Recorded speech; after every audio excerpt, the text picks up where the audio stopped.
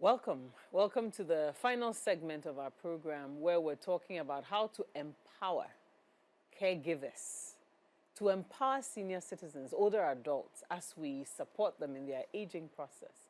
How do we use coaching as a tool to empower senior citizens? And I have with me Dr. Kojo Essel and Dr. Lenusia Ahlijah and Ms. Doreen Baffoe.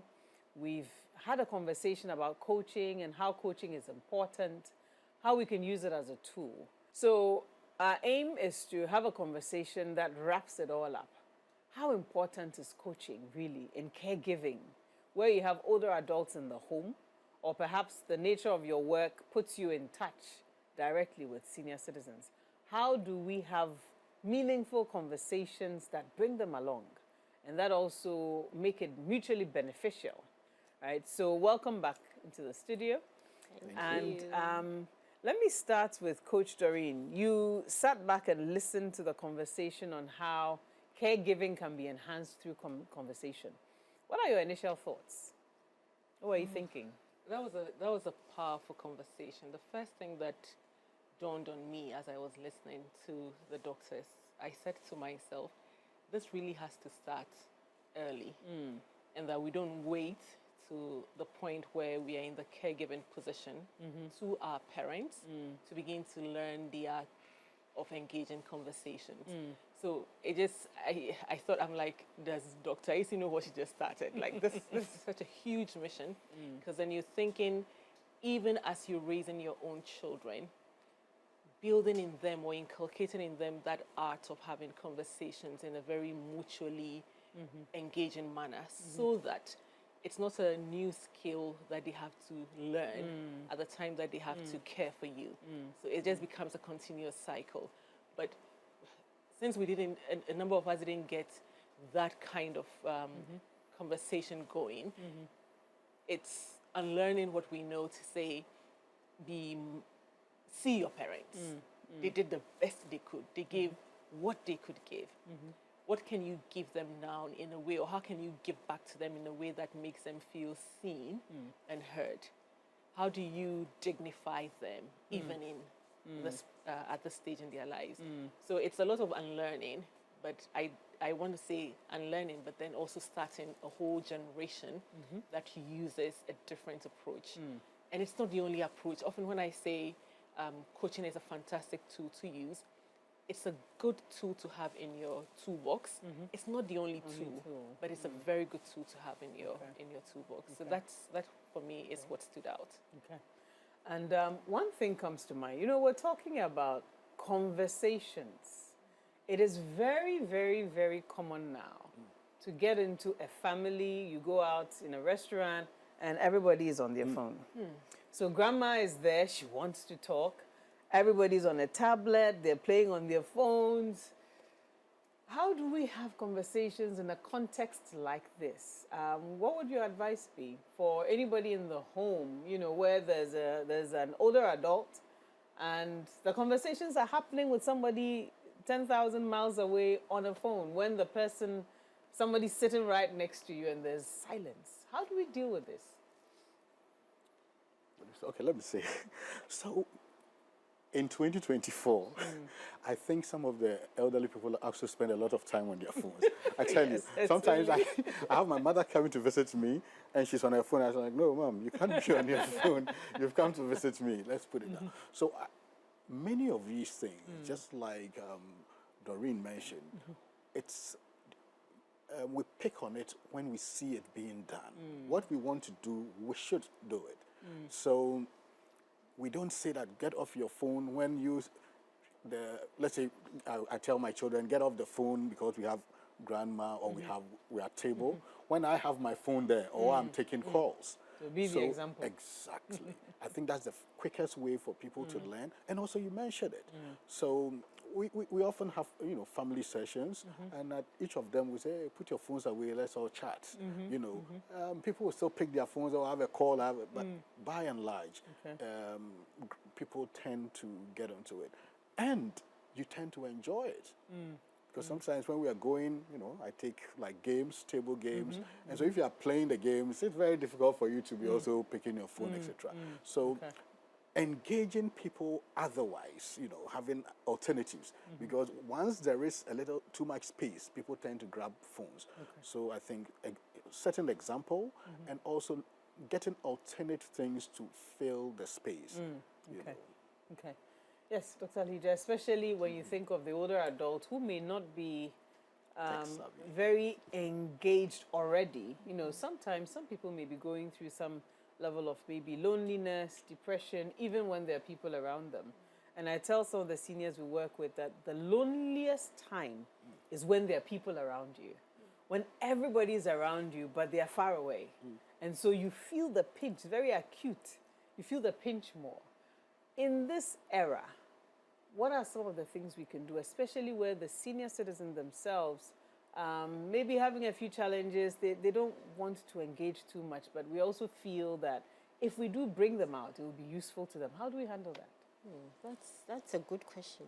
But as has been said, I think the conversation must start, and it has to be intentional. As family members, we need to intentionally create that environment that will draw out the senior citizen. And one of the things I've also noticed is that sometimes when the senior citizen is left all by themselves, the only thing that is available to them is entertainment. So watch TV. So they just turn the TV on, and then everybody goes, and that's where they sit all the time by themselves. And when it's time to eat, they get up to go and eat something. But I've been telling some of I try to tell my caregivers who bring their older adults to me, or sometimes when I do home visits, I encourage them to get other things other than things that will make them cognitively lazy. So, some of our local games. So I talk about getting the worry or the Ludo. And for those who can do crossword puzzles, you can give them these things, and maybe they are there by themselves, they are quiet, but they are engaging their mind. And then also encourage them to get them out, draw them out by asking them stories about their lives, to share their personal experiences. And I do that quite a lot with my patients, and I find out that they find it very fulfilling, because they have the opportunity to share their very rich experience with you. And I have my 97-year-old who calls me with WhatsApp and all that. She was in healthcare, so she would give me a history of how healthcare has evolved over the years, and that kind of thing. So she feels like she's wanted. She feels like she can, she has something to offer. So I think we have to be intentional about it and engage them, and not just ask them yes and no questions. We need to ask them open-ended questions when we are engaging in conversation with them, so that they have that space to express themselves and feel that they are contributing to their community and to their families. I'm thinking of intergenerational conversations and how we can set those up. I think one of the important things you said is there should be time where we say, okay, this is family time, phones away, so we can all focus. And some of the things that we can do include building bridges between the generations. So if grandma's in the house, sometimes you may decide, okay, Friday evening is talent show. Where are the grandchildren? Come around, who's singing, who's doing poetry, who's doing what. And I think the intentionality is what may be missing. We just get used to, turn the TV on, grandma is watching. She'll fall asleep even while she's watching, it's okay. And then we just leave them, So I think there's a certain level of intentionality needed in intergenerational conversations, right? Let me ask a question that really looks at the older adult. I mentioned in our previous segments that a lot of times when you put older adults with younger people, they switch into advice mode, they do more talking than listening. How do we retrain and retool the older adult to engage today's youth who are buzzing with there's something going on, they want to talk, or they're seeing a lot around them, and if we fail to engage them, they stew inside. Things go on, and by the time you realize they need professional help. But how do we get the older adults to also apply some of the skills that we've talked about? Thought-provoking questions. How do we train, retrain, retool, upskill seniors to be able to do that when they're engaging younger generations? Let's start with you, Coach. I guess that's where the creative in the definition, the ICF definition of coaching comes in.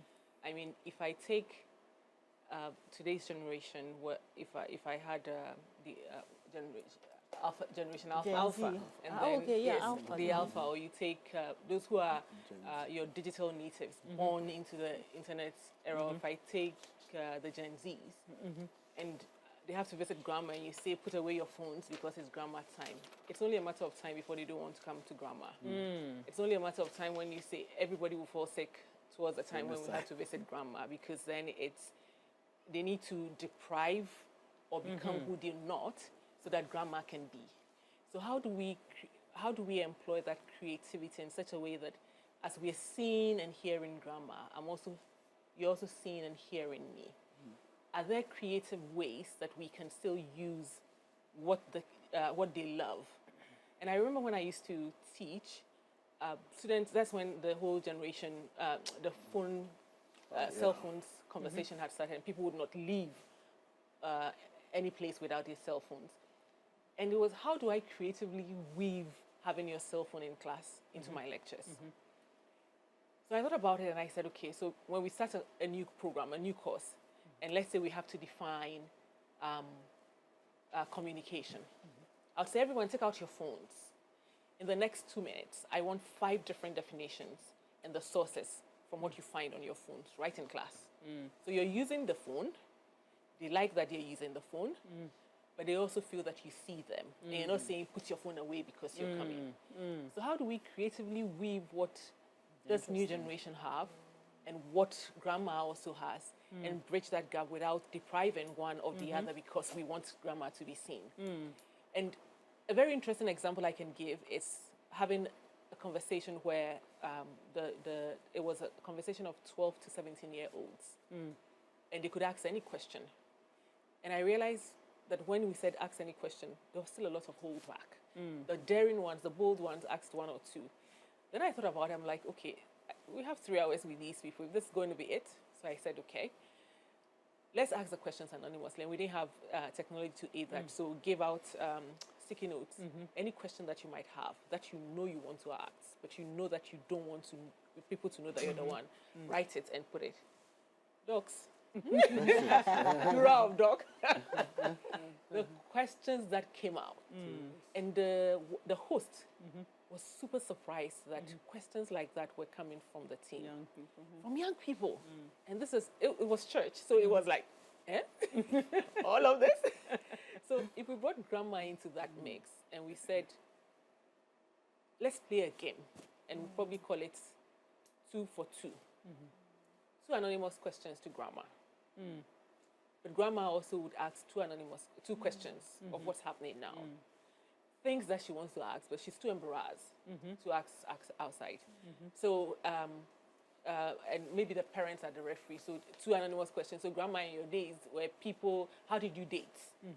And then she responds. Then it's her time to ask 2. So when somebody types LOL to me, should I roll on the floor? Or should I really laugh out loud before I respond? So that there's some mutual engagement, but we're using creativity to cater for what this team wants and that team wants, without feeling like we have to diminish one team so one team gets seen. That's how I think I would want to put that. So that I love that idea. Great, thank you. Yes, any other ways in which we can intentionally foster communication? Interesting. Actually, it was something someone drew my attention to, and it had to do with grandchildren not wanting to spend time with their grandparents. So we were talking, and then he raised this issue that, these days, most of us speak English with our children at home. But then we probably have parents who grew up speaking their local language. And so when grandchildren go to visit their grandparents, it's kind of serves as a barrier to that intergenerational conversation and spending family time together because of the language. Because the younger person is very fluent in English and hardly speaks their mother tongue. So it was something that I had never thought about it until I had that conversation, because I was talking about my daughter who is 19, and I'd been encouraging her to go and visit grandma. Grandma speaks English, but probably not, like a parrot like she does.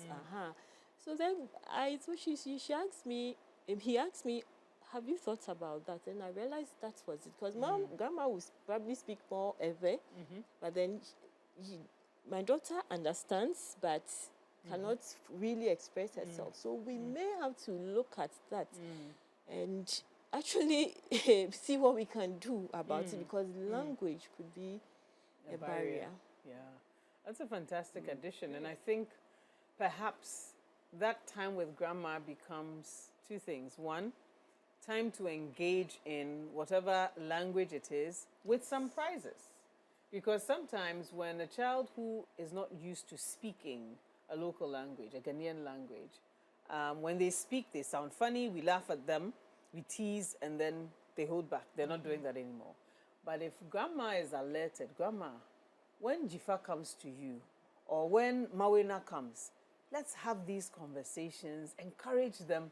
Let's make noise, when they're actually making the effort. And at the end of the day, I'll give them prizes for who was able to sustain a conversation. And that involves both parties, right? So I think we can get creative. Yes, Doc. Well, probably hobbies. What I realize is, if you come into our family, my grandfather was, the plants person. He'd go into his home, everything, he has flowers, all sort of plants. And he would come to your home, or to my parents' home at the time, and actually he would trim their plants for them. And he would rope us in. Initially we didn't enjoy it. But gradually we started taking part. And now you go to every grandchild's home, and there are a lot of plants. Everybody is into gardening, So we could pick hobbies as families. And these are times when you talk, because when you're going around with a grandparent, you are not going to go in silence. Most of the time, they're talking to you, telling you about this, how long they have been doing this, and tips here and there. And then you get to ask questions, why he's doing that. Yeah, initially it can be very annoying, but with time, you get to enjoy the time with him or her. Since most of you were talking grandma, I'm using grandfather. Yes, but I think hobbies is a way of also bonding and then getting time together. Fantastic. All right. There's so much that we can still talk about, and not enough time. But I want us to do a quick. Now, I'm just going to ask you to mention one thing. I want us to go around maybe 2 or 3 times. Just mention one thing that we can do to bridge the gap in terms of communication with senior citizens, older adults in the home, right? Or even in the workplace. But what's that one thing? We've mentioned games, and in a few minutes I will share a game. We customize the Ludo game for seniors. Oh, wow, that's and nice. the colors, etc., with our age logo, with the inscriptions in there, and we'll share that. So if we're going around, what are some of the things we can do? I want you to mention, I'll be checking them off my list. So I would say board games. How can we engage seniors and communicate through activities and not just, Let me just make sure I understand what you're saying. Are you looking at just games, or how communication in general? Communication. How can we communicate and engage meaningfully outside of just talking? Oh, okay. So I would say making sure that they have your full attention. So take off cell phones when you are engaging with them, and then be eye contact. Sometimes we are behind them when we are still shouting out things. Oh, so let them see you. Like Doc said, they can read your lips, etc. So put the phones away and talk to them. All right. So be present. Let them see you. Active engagement. Yes, ma'am. Yes, so we're active listening.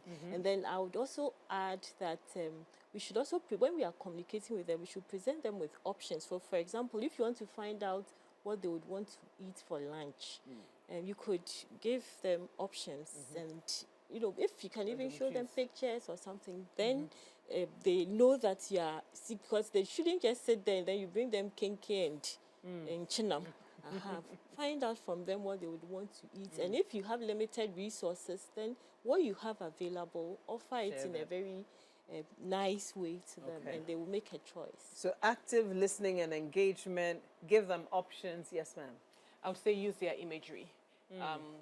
As they communicate with you, they say, they come up with a scenario that you think it's non-existent. So like, were you there when the child went to school? My father used to have one where he would say, when I was taking the children to school this morning, we passed by the house of this person. You know he didn't go anywhere. He was in the house. What's he talking about? But it's an image that he's presented to you. In coaching, people often would use imagery to communicate what it is that they're feeling and going through. But to pick that on that, instead of discounting it, to say, so what were the children wearing? And just engage them on that. So work with their imagery if something like that comes up. So we should play along. Yes. That's the simplest way of thinking about it. I get the sense it's something that's happening in their minds, Yeah. or something that they've done before. Because my father was a teacher, a head teacher, and so I get a sense that when he said declining cognitively, a lot of those were still playing back for him. So he would say things, and you're wondering, where is this coming from? But if you connected with the image, it was a whole story. And I get a sense that it was something that he had lived or done before that he was sharing with you. Okay. One of the things that came up was getting them to relive, go down memory lane. Sometimes it's a painful journey, but sometimes that recounting it is also cathartic. One of the things I did with my mom was I gave her an exercise book and challenged her to write her autobiography. And I know sometimes we think, oh, that's spooky. What are you trying to tell me? It's the latter years, etc. But it was a fun way of encouraging her to, all those memories, that you have, just write it down. And when she passed and we had to put her biography together, it was her voice. It wasn't us telling her story. We got her to do that. And these are things that grandma can do, grandpa can do with the people around them.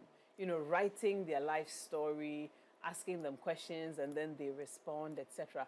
And also making this in audiovisual form, not just writing. So an interview with grandma. Grandma, tell me, what happened when you were 16 years old? Things like that to get them, engaged. And we've talked about physical exercise. We've talked about gardening, arts and crafts.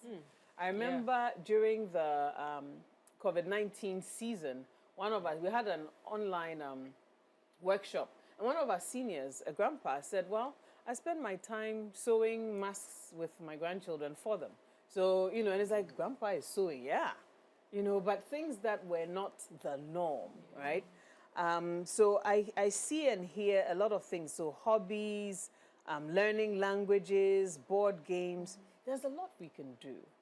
And so ultimately, the big lessons for us are, one, aging comes with a certain loss of independence. Two, how we respond to that is by being intentional in our conversations, being creative, thought-provoking, engage them fully, listen, make eye contact.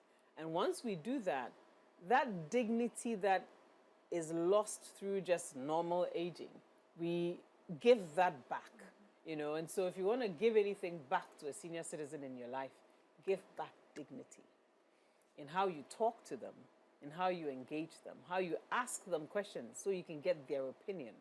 Dignity, really, really important. Let me go around for your final, closing thoughts. We've spoken about many different things. What is that one thing you want to leave our, viewers and listeners with when it comes to coaching as a tool for empowering senior citizens? Right. Coaching is extremely important, and we should do everything possible to let people enjoy their golden years. They should be happy. They should, they've spent a lot of time in they should be happy. And there's one thing I need to push in there. You need to hug, touch them, touch them. What goes on in the body with a single hug is amazing. So I like that. Okay, look at that. thank you. Yes, Dr. Ahlijah. All right, so I would want to say that a journey of 1,000 miles starts with a step. And I think that this conversation is supposed to be a catalyst to actually spread the, you know, the news of the fact that older persons need to age with indignity. And as caregivers, whether we are professionals or family members, let's remember that they've cherished their independence, and we should make sure that they maintain that for as long as possible. Thank you. Thank you. Yes, good, Doreen. Yeah, this has been a beautiful conversation.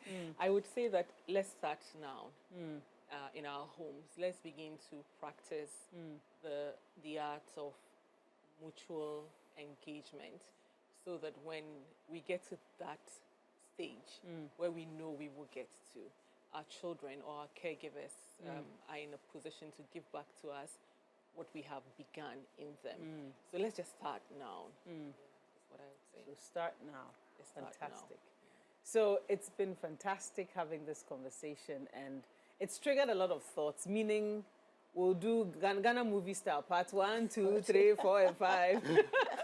We have to think of, you know, additional ways of enriching the conversation.